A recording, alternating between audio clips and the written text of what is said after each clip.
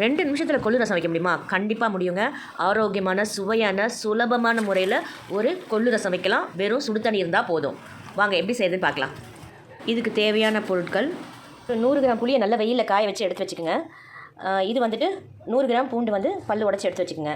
அப்புறம் கொள்ளு ஒரு 100 கிராமுக்கு கொஞ்சம் கம்மியாக, துவரம்பருப்பு இந்த ரெண்டும் சேர்ந்து 100 கிராம் வரணும். அதாவது இது ஒரு 75 கிராம்னாக்க இது ஒரு 25 கிராம். அப்புறம் தனியா 2 ஸ்பூன் போதும்.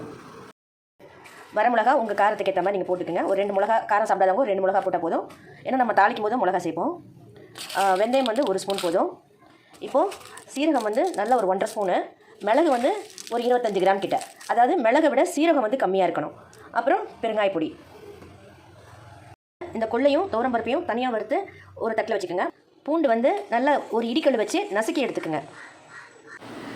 கொள்ளு வந்து நல்லா வறுபடணுங்க. அது நல்லா படப்படன் பொரியிற மாதிரி சவுண்டு வரும். அந்த ஸ்டேஜில் இப்போது ஒரு பாதி அளவுக்கு வறுபட்டதுமே அது கூட நம்ம எடுத்து வச்ச வெந்தயத்தை வந்து ஆட் பண்ணிக்கலாம். இது எல்லாமே ஒரே அளவில் நமக்கு ஒரே சீராக ஃப்ரை ஆகிடும். இதை எடுத்து நம்ம ஒரு பாத்திரத்தில் தனியாக வச்சுக்கலாம். ஏன்னா இதுக்கு அடுத்தது நம்ம வந்து இதோட துவரம்பருப்பு ஆட் பண்ணி நம்ம அதையும் பொன்னிறமாக வறுத்து இது கூட ஆட் பண்ணிக்க போகிறோம். அந்த கொள்ளு, அந்த துவரம்பருப்பு, வெந்தயம் அதை மட்டும் தனியாக நைஸாக பவுடரை அரைச்சி வச்சுக்கணும். அதுக்கப்புறம் தான் மற்ற பொருட்களை நம்ம வறுத்து அதை அரைச்சி அதோடு மிக்ஸ் பண்ணி அதுக்கப்புறம் பூண்டு ஆட் பண்ணி மொத்தமாக கலந்துக்கணும். இந்த கொள்ளு பவுடர் நம்ம ரெடி பண்ணி வச்சிட்டோம்னாக்கா நமக்கு வந்து உடம்பு முடியல, ஒரு குக்கரில் ஒரு சாதம் வச்சுட்டா கூட ஒரு சுடு தண்ணி காய்ச்சி ஊற்றினோம்னா நமக்கு ரசம் ரெடி ஆகிடும். ட்ராவல் பண்ணுறோமா அந்த நேரத்துக்கு நமக்கு வந்து இது வந்து ரொம்பவே ஹெல்ப்ஃபுல்லாக இருக்கும். என்ன தான் நம்ம சாப்பிட்டாலும் நம்ம கொஞ்சம் ரசம் சாப்பிட்டா தான் நமக்கு ஒரு திருப்தியே வரும். சாதம் இல்லைன்னா கூட நீங்கள் சுடு தண்ணியில் இந்த பவுடர் போட்டு குடிச்சிட்டா கூட ஒரு சூப்பரான ஒரு ஃபீல் இருக்கும். நமக்கு அந்த டைஜஷன் பிரச்சனை இருக்காது. இப்போ ஃபஸ்ட்டு நம்ம தனியாக போட்டோம். தனியாக ஓரளவுக்கு ஃப்ரை ஆனதும் நம்ம சீரகம், அடுத்தது மிளகு, இது எல்லாமே ரொம்ப வறுபற்றக்கூடாது. ஓரளவுக்கு தான் நமக்கு சூடாகணும். அந்த ஸ்டேஜில் நம்ம என்ன பண்ணுறோன்னா இதை எடுத்து வேறு ஒரு தட்டில் நீங்கள் எடுத்து கொட்டி வச்சுக்கோங்க. இப்போ நம்ம அடுத்தது வந்து மிளகாய் வந்து வறுத்துக்கலாம். மிளகாய் வறுக்கும்போது நம்ம கொஞ்சம் இந்த கல்லுப்பு ஆட் பண்ணிட்டோம்னாக்கா அந்த மிளகாயினுடைய நெடி இருக்காது. நல்லா ஒரு பெரிய ஸ்பூனில் 1 ஸ்பூன் அளவுக்கு கல்லுப்பு போட்டுக்கோங்க. ஏன்னா உப்பு ரொம்ப ஜாஸ்தி ஆகிடுச்சுனாக்கா அது சிலருக்கு வந்து உப்பு ரொம்ப அரை உப்பு சாப்பிட்றவங்க இருப்பாங்க. அதனால் நமக்கு வேணும்னா நம்ம ரசம் வைக்கும்போது நம்ம வந்து அப்போ நம்ம ஆட் பண்ணிக்கலாம். கையோட கருவேப்பிலையும் போட்டு இது எல்லாமே ஓரளவுக்கு நல்லா அந்த ஈரப்பதம் போய் நல்லா முருகெல்லாம் ஃப்ரை ஆகிடும். எடுக்க போகிற நேரத்தில் பெருங்காய பொடியை போட்டு நம்ம ஃப்ரை பண்ணிக்கலாம். இந்த முழு பெருங்காயமாக இருந்தால் நீங்கள் முதல்லையே கல்லில் போட்டு ஃபஸ்ட்டு வறுத்து எடுத்துக்கலாம். எதுவுமே நம்ம வந்து இதில் எண்ணெய் சேர்க்கவே கிடையாது. எல்லாமே ட்ரையாக தான் நம்ம பண்ணுறோம். அடுத்தது நம்ம நல்லா காய வச்ச புளியை வந்து இந்த கடாயில் போட்டு இன்னும் கொஞ்சம் நல்லா சுத்தமாக நம்ம வந்து அதில் ஈரமே இல்லாத அளவுக்கு நம்ம ஃப்ரை பண்ணுவோம். இதில் நார், அந்த கொட்டை, இது எல்லாமே எடுத்துகிட்டு பக்காவாக க்ளீனாக இருக்கணும். கடைசியாக நம்ம இந்த பூண்டு நம்ம இடித்து வச்சோம் இல்லையா, அந்த பூண்டை போட்டு நல்லா ஃப்ரை பண்ணுங்கள். நம்ம ஸ்டீல் கடாயாக இருந்ததுன்னா கொஞ்சம் லேசாக அடி பிடிக்கும். இந்த நான்ஸ்டிக்கு இல்லை உங்களுக்கு இந்த மாதிரி இரும்பு கடாய் அந்த மாதிரி எதுவாக இருந்தாலும் பாட்டம் வந்து கனமாக இருக்கணும். அதில் வந்து நீங்கள் ஃப்ரை பண்ணிங்கன்னா சூப்பராக ஃப்ரை ஆகிடும். பிடிக்கவே பிடிக்காது. இது நல்ல அந்த ரோஸ்ட் ஆகிற கலர் பார்த்திங்கன்னா நல்லா சேஞ்ச் ஆகும். அந்த பதத்துக்கு இது வந்து நல்லா ஃப்ரை பண்ணிக்கோங்க. நம்ம அரைக்கும் போது கூட எல்லாமே பார்த்திங்கன்னா நல்லா சூடு ஆறினதுக்கப்புறம் தான் அரைக்கணும். அரைச்சதுக்கப்புறமும் அந்த ஒரு தாளிப்பு கொடுப்போம். அந்த தாளிப்பு கொடுத்ததுக்கப்புறமும் ஒரு தட்டில் போட்டு நல்லா ஆற விட்டு ஒரு கண்டெய்னர் போட்டு வச்சிட்டிங்கனாக்கா அது பாட்டு கிடக்குங்க. பூண்டு நல்லா ஃப்ரை ஆகிடுச்சு. ஸ்டவ் ஆஃப் பண்ணிடலாம். இந்த வெந்தயம், கொள்ளு, அப்புறம் துவரம்பருப்பு இது நல்லா ஆறட்டும். அடுத்தது நம்ம புளி வறுத்தோம் இல்லையா, இதுவும் நல்லா ஈரம் போக நல்லா வறுபட்டுச்சு. அடுத்தது நம்ம அந்த மிளகு, சீரகம், தனியா, பெருங்காயத்தூள், உப்பு, வரமிளகா இது எல்லாமும் நல்லா சூடாகட்டும். சூடானதுக்கப்புறம் நம்ம எல்லாத்தையும் 1 பை 1 எப்படி அரைக்கிறதுன்றதை பார்க்கலாம்.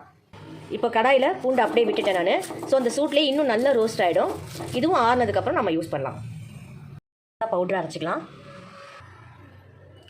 அடுத்தது இதெல்லாம் ஜாரில் போட்டுக்கலாம். அது கூடவே புளி ஆட் பண்ணிக்கலாம்.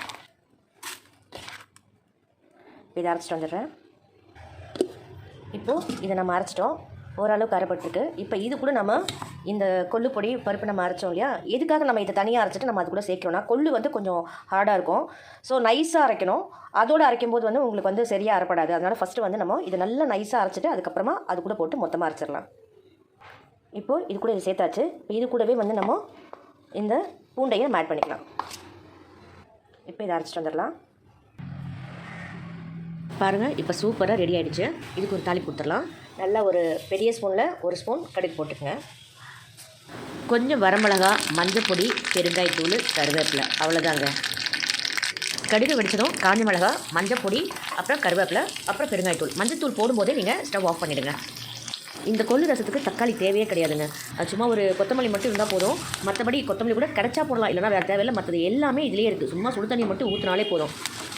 இப்போது நம்ம பவுடர் பண்ணி வச்சுருக்கிறத எடுத்து அந்த கடாயில் கொட்டி எல்லா பக்கமும் நம்ம வர்ற மாதிரி கிளறி விட்டு ஒரு தட்டில் கொட்டி நல்லா ஆற விட்டு அதுக்கப்புறமா நம்ம கண்டெய்னரில் போட்டுக்கலாம். அடுத்து ஒரு முக்கியமான பொருள், இந்த நாட்டு சர்க்கரையை ஒரு 1/2 ஸ்பூன் அப்படி தூவி விடுங்க.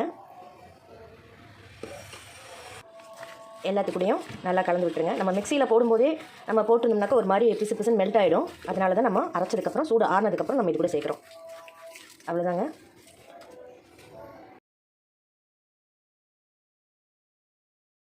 ml ரசம் பண்ண போகிறோம். அதுக்கு 2 ஸ்பூன் அளவுக்கு இந்த பொடி எடுத்து போடுறேன். தக்காளி வேணும்னா போட்டுக்கலாம், ஆப்ஷனல் தான். 1/2 லிட்டர் தண்ணி கொதிச்சிட்டு நல்லா கொதி வரணும். இந்த கொதிக்கிற தண்ணியை நம்ம பவுடரில் ஊற்றலாம். 2 பேருக்கு ஒரு வேளைக்கான ரசம் ரெடி. கொத்தமல்லி இருந்தால் போடுங்க.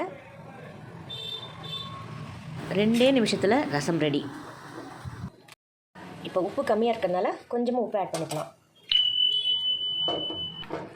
அவ்வளோதாங்க, ரசம் ரெடி.